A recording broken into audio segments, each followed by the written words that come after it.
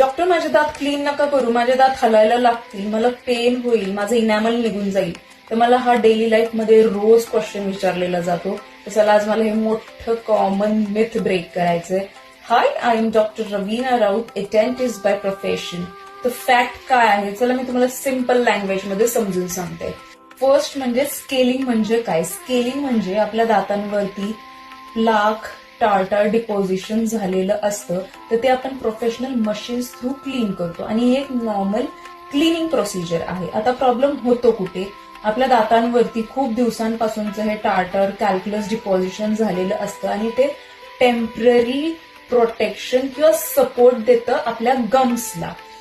तर जेव्हा स्केलिंग करतो आपण डेंटिस्ट कडून, तेव्हा ते हार्ड स्टोन लाईक डिपॉझिशन ते क्लीन केलं जातं आणि मग पेशंटला वाटतं की आपल्या दातांमध्ये गॅप झाले, पण ऍक्च्युली काय, दातांमध्ये गॅप ऑलरेडी असतो आणि तो कव्हर केलेला असतो टार्टारनी.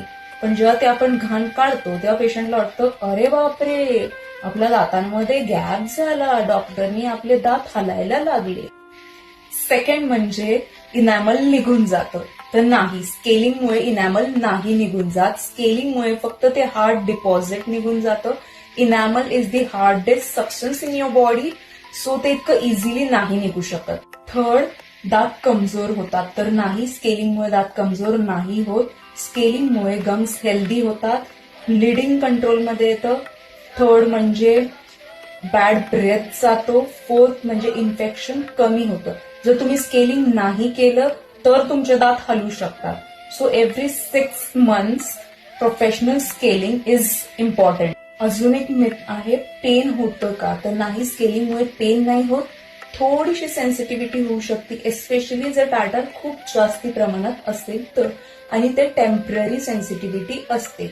सो नेक्स्ट टाइम जर तुम्हाला कोणी बोललं की स्केलिंग करू नका, दात खराब होतील, तर प्लीज त्यांना सांगा आम्ही गुगलला नाही, आम्ही डेंटिस्टला विचारलेलं आहे आणि प्रॉपर माउथ क्लिनिंग ठेवलं तर तुम्हाला हे प्रॉब्लेम्सही येणार नाहीत.